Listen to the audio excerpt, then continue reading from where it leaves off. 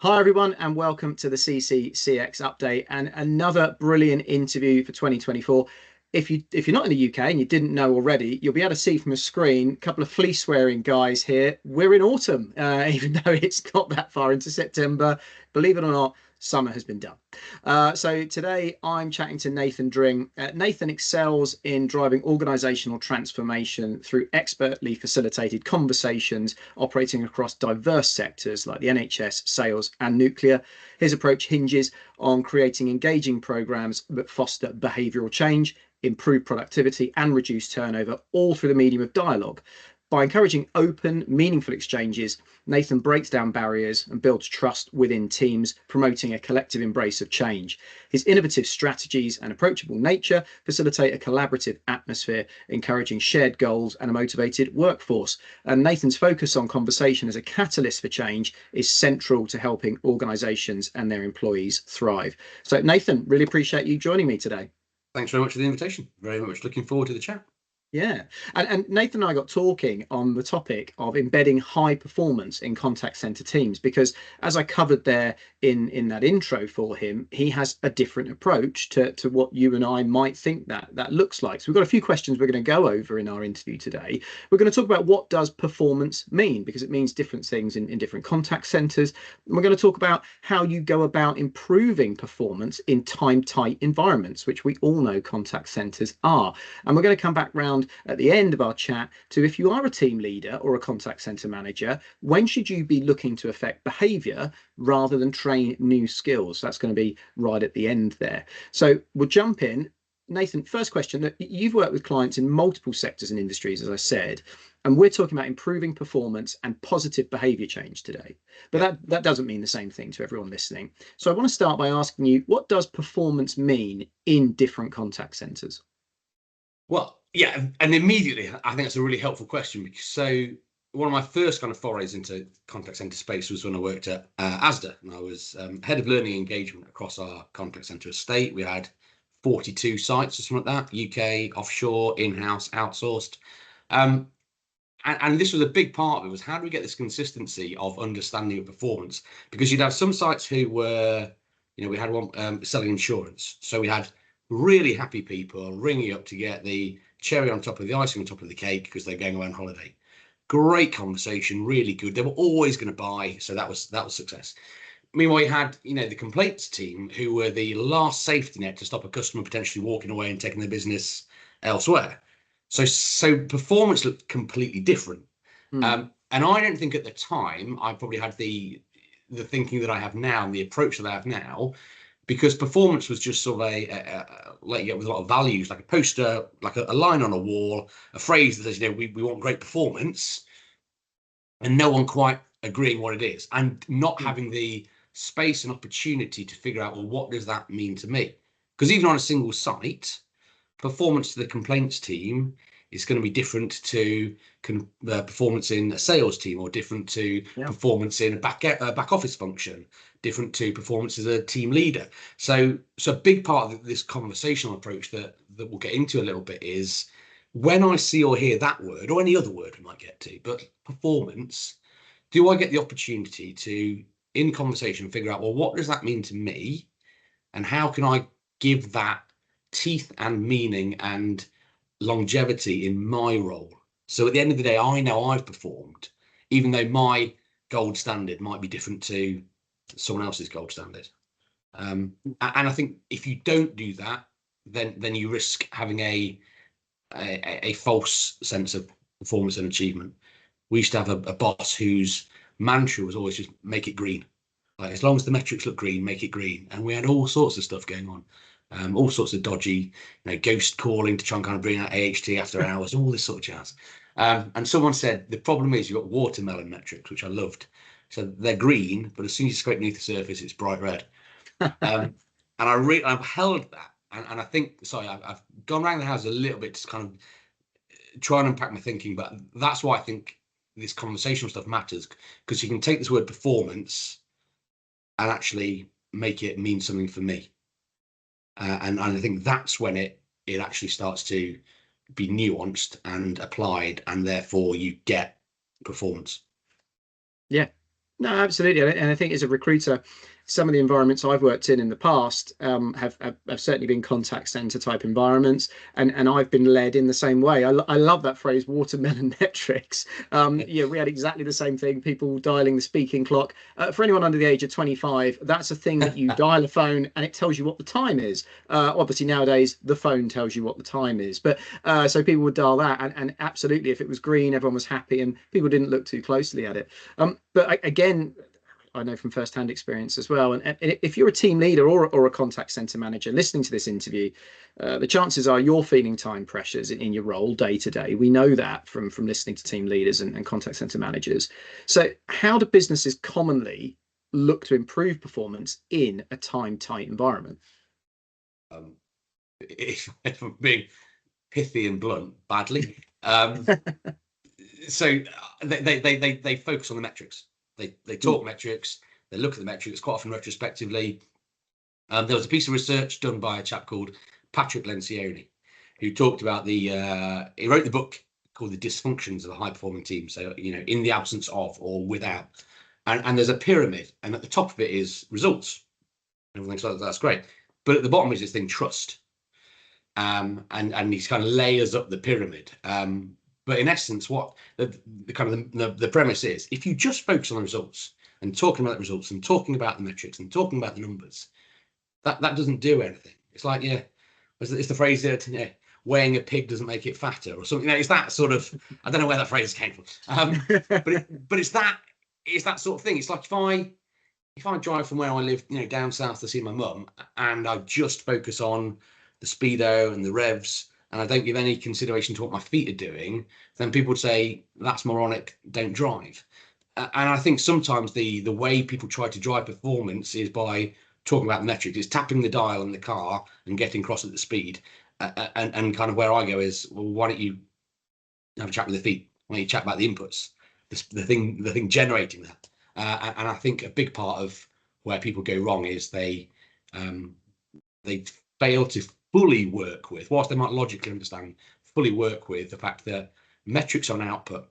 So focus on your input, and that will, to a large extent, take care of itself. You need it, parameters and control, but focus more on the inputs, on your people, on what they're doing, why they're doing what they're doing, and why they're not doing stuff. I mean, you mentioned it there, but are you forgetting about the people in that? Well, yeah, that's the big risk, and it's the classic thing, isn't it? People are our greatest asset. You'll hear that everywhere. And in contact centers, gosh, without the people would be okay. So then, what are you investing in them? What time are you giving them? I mean, quite often, having run an L&D function in a contact center for the end of a decade, that's the area that gets the least development of people, gets the least budget. In the shrink model, it gets the least time, if any at all. Quite a lot of sites, they'll put it in if there's a campaign or a product, if there's something specific. But for the most part, just do your job, and then you risk what I always used to call the projectionist mentality. So I go to the cinema, I see the film, the projectionist does their job. I don't think of the projectionist. I don't look. I don't give any consideration. The one day the projectionist messes up, that's all we talk about. And the risk is you talk so much about the metrics and you sort of forget the people. You'd say you don't, but you sort of do. And the only time they really get any attention is when they've gone wrong. And so then that has an impact on the culture, engagement, performance, motivation, all that stuff, because the culture becomes, as long as I don't get caught, as long as you don't pull that call, as long as I got away with it, and it's entirely wrong. No one's stepping up to outperform. It's just tall poppy syndrome. Don't get caught, and you'll be okay. And that's kind of your lowest level of engagement and commitment to the job, really.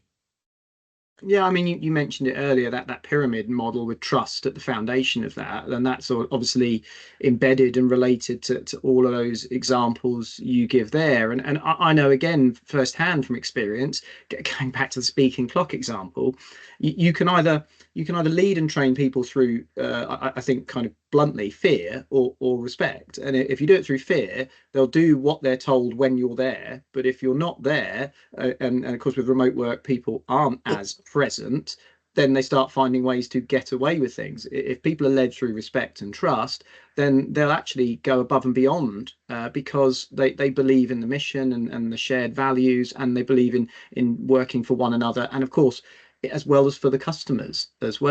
well. And you're quite right. You always hear that message. It's about our people. We're celebrating our people. Employee engagement has been two buzzwords that have been really prolific in the last couple of years within our Yeah. space as well. But it does seem that they are getting forgotten in the investment side of things, certainly. And we've been talking then about in transforming the contact center environment, and that often does include new technology being implemented as well. And we haven't really touched on that too much, having discussed the operational side of things and the people themselves. I mean, what performance or behaviors, in your opinion, can new technology adoption solve alone? Well, I think again, sort of looping back to your bit around everyone's time type. Mm, So stuff like AI can be brought in to say, like, you feel like you're running around like a headless chicken. So we're going to bring in this stuff that will take away this low value stuff to give you time to do the right thing, do the great job. So there is a real value in it, but that only works if we say, and we will help you to step up and deliver more value, and we will explain to you the why we're bringing this thing in and how it's for your good.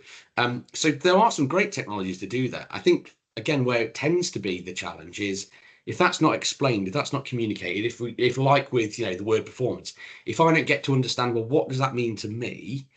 Then something like AI can look like, well, if I bring in AI, it'll do my job. If I help kind of provide it and teach it, then it's the turkey's vote for Christmas. yeah. So actually, thank you kindly, no.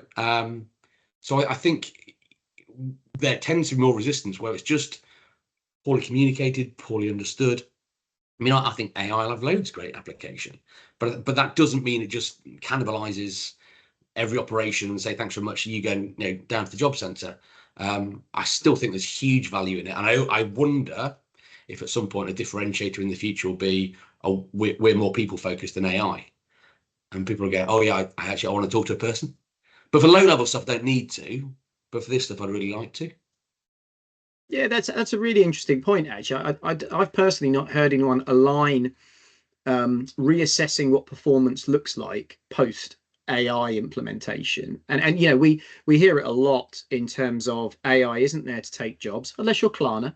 AI isn't there to take jobs. It's there to assist and support and to take away the kind of the boring drudge work and to Yeah, allow contact center agents to be upskilled and involved in more complex work and change the nature, therefore, of what they do. And of course, that then changes what performance is, because some of those metrics might have been focused on those basic tasks that AI is now covering. And so if your performance means this, and then you implement a tool that does the majority of that, your agents are then either going to always be watermelons metrics because they're actually doing less, or you have to refocus what performance means, don't you? And I think that's a really interesting point. Um, yeah. And with that, sorry, just some, I think you no, also go then for need it. to shift the leadership culture, because if you're then having agents who are doing more complicated issues, they're going to need more creativity, more innovation, but also more autonomy. Hmm. You're going to have leadership that allows that, because if you're just doing if you're managing a team who are just doing a fairly repetitive task or whatever, or just a relatively straightforward processing thing, you can get away with being a micromanager in that environment and still broadly get the outcomes and outputs you want. If when you need people to be creative, innovative, lateral thinking, then as a leader, you have to step back and go, okay, well, you're safe to play in this box, but I will step back and give you that autonomy. And again, Mm. that's a leadership trait in itself. And if you've not experienced that and you've not been trained and developed as a leader, the chances are you're going to feel uncomfortable with that, and you're going to want to go do a bit more kind of command and control. Yeah, I guess this kind of evolution of performance that you're talking about reveals itself in layers up through the organization, doesn't it? Then Yeah. it has to be reflected. And yeah, one of the last points we wanted to come to then for these team leaders and these contact center managers, who I'm sure will be listening, when is it time to affect behavior rather than train new skills in your agents? Um, so I think you do new skills when people first arrive. when they're new product, new system, new tech, so that people get the hang of it. Yeah. But that will do that will give the logical understanding of the skill and the knowledge. Great. Behavioral stuff is what, 80% of our kind of performance is driven by our behaviors, right? So we've got the logical stuff that says this is what I should do, and then on any given day I'll decide whether or not I do it. And that's the challenge of working with people, because so I need to affect behaviors. So I think unless people genuinely don't know what they're doing, then it's behavioral stuff. So hands on, I've been on more than one speed awareness course, right? Now, it's not because I don't know how to drive. It's not because I don't know where the brake is. It's not because I can't read the speedo. And it's not because I can't read the signs. Logically, I have, and skills-wise, I have all the skills and all the knowledge I need to be able to drive safely. But because we're emotional beings, my behavior will override that and I'll do something I shouldn't. So when I go on speed awareness courses, they don't sit you in a car and teach you where the brake is. They tap into the emotional side of you that says, right, shift your way of thinking so that you change your behavior. And so I think a lot of the time with team leaders and managers, you need to focus more on the behaviors. But the beauty of that is, and this is the work I do with clients, that can be done woven into your way of working. That doesn't need to be a cannibalize the operation, take everyone out, put them in a classroom, do the training. You do that if you really need to, but for the most part, you do it through a kind of the stuff I do with clients is through conversational leadership, and you shift the behaviors through the conversations that you have. Yeah, I think it's really interesting, and this is why I wanted to have this conversation, because so much of the time, one of the barriers to training being received is that time away from the work. You're probably applying training or upskilling because you think there's something that needs to be improved. People therefore are probably feeling under pressure. You're then taking them away from the job, potentially increasing pressure, particularly in a sales orientated contact center, I would know firsthand, to train them to then deliver them back and say, right, we fixed that now. But if you haven't changed those behaviors and those emotional reactions, then that isn't going to happen. And that is a leadership challenge, really. So I think, what we're talking about here is some practical tips on how to improve performance within a contact center environment. But kind of, if you're a team leader or a manager listening to this, again, speaking to you guys directly, this is probably more for you, really, than it is, okay, now I can go away and do these things to my team. I probably need to do some stuff to myself first. And Nathan has his own business, Nathan Dring Associates. I'll put a link to it in the comments below on YouTube, and you'll be able to then go and find him on LinkedIn. And if you've got further questions for him, reach out to him and ask specifics, or say, look, this is the situation I'm in. This is the metric I can't change, whatever. And I'm sure Nathan will be happy to engage with people on that basis. As he said, he's worked with companies for many, many years in all different sectors. But I think it's a really interesting topic to unpack, and we could go on talking about this forever.